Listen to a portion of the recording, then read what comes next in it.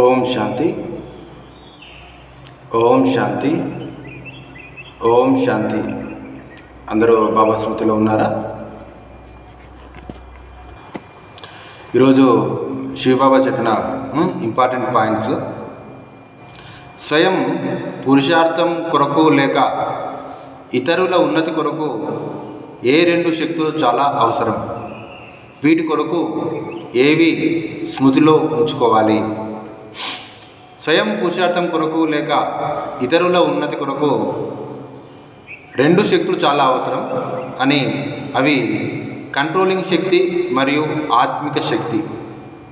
Controlling power మరియు spiritual power, ఆత్మిక శక్తి.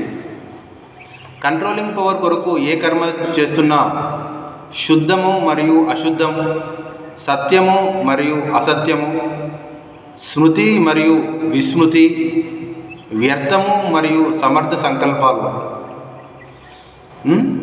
ఏమిటి? అన్నింటిలో మహాన్ తేడా స్మృతి ఉంటే రెండో వైపు నుండి స్వతహాగానే బుద్ధి అదుపులోకి వస్తుంది.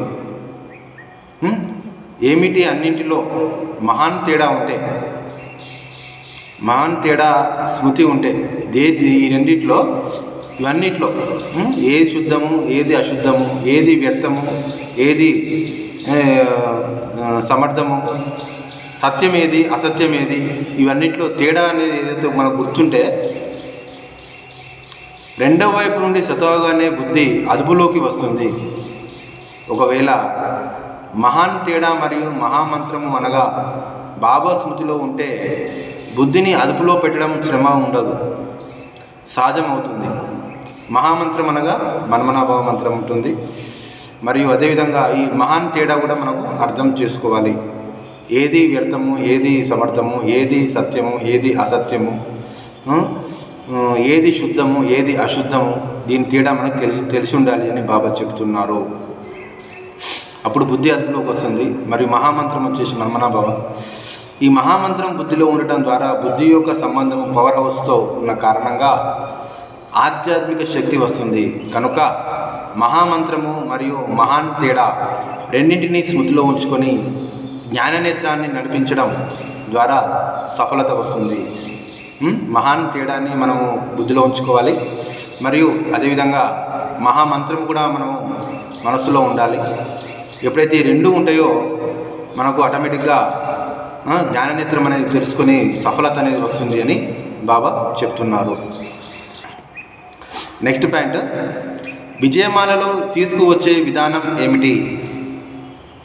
భాగ్య విధాత తండ్రి ఉన్నత పదవిని పొందేందుకు చాలా గొప్ప ఛాన్స్ ఇచ్చారు. భాగ్య విధాత తండ్రి ఉన్నత పదవి పొందేందుకు చాలా గొప్ప ఛాన్స్ ఇచ్చారు. నిశ్చయం యొక్క బలమే విజయమాలలో తీసుకువస్తుంది. నిశ్చయం ఒక బలమే విజయమాలలో తీసుకువస్తుంది. కనుక విజయమాలలో వచ్చి బాబా కంఠహారంగా అయ్యి తర్వాత ఇంటికి వెళ్ళాలి. విజయమాలలో రావాలి ఫస్ట్, తర్వాత బాబా కంఠహారంలో వస్తాము, దాని తర్వాత మనము ఇంటికి వెళ్తాము. ఇంటికి వెళ్ళిన తర్వాత మనం సత్యుగంలో వస్తాం. ఇలా బాబా చెప్తున్నారు. విజయమాలలో వచ్చే విధానము చాలా గొప్ప ఛాన్స్ ఇచ్చారు. నిశ్చయం అనేది ఉండాలి. నిశ్చయ బుద్ధి విజయంతి అంటుంటారు. నిశ్చయం ఉంటేనే విజయం ప్రాప్తిస్తుంది. నెక్స్ట్ పాయింట్, నిరంతర స్మృతి అర్థాన్ని వివరించండి. ఎలాగైతే శరీరంలోని నరనరంలో రక్తం ఇమిడి ఉందో, రక్తం ఇమిడి ఉందో, అలా ఏ గడియ వ్యర్థం అవ్వకుండా ఆత్మలో ప్రతి గడియ స్మృతి ఇమిడి ఉన్నట్లయితే దాన్ని హృదయపూర్వక స్నేహ సంపన్నమైన నిరంతర స్మృతి అని అంటారు. దీనికోసం తండ్రి రూపాన్ని స్మృతి చేసిన, లేదా నామాన్ని స్మృతి చేసిన, లేదా గుణాలను లేదా కర్తవ్యాలను స్మృతి చేసిన ఒకటే. బాబా చెప్తున్నారు, ఎలాగైతే శరీరంలో నరనరంలో రక్తం అనేది ఉంటుంది, నరనరంలో రక్తం అనేది ఉంటుంది, ఇమిడి ఉంటుంది, అలా గడియ ఒక్క గడియ కూడా వ్యర్థం పోకుండా తండ్రి స్మృతిలో ఉండాలి. అలా ఉన్నట్లయితే హృదయపూర్వక స్నేహ సంపన్నమైన నిరంతర స్మృతి ఉంటుంది అని దాన్ని నిరంతర స్మృతి అంటారు, హృదయపూర్వక స్మృతి అంటారు. దీనికోసం తండ్రి రూపాన్ని స్మృతి చేసిన, నామాన్ని స్మృతి చేసిన, మరియు గుణాలను కర్తవ్యాలను సృష్టి చేసిన అన్నీ ఒకటే అని బాబా చెప్తున్నారు. అచ్చా, ఓం శాంతి. మధురాతి మధురమైన ఆత్మిక తండ్రికి ఆత్మిక పిల్లల యొక్క ప్రియ స్మృతులు మరియు నమస్తే. ఓం శాంతి.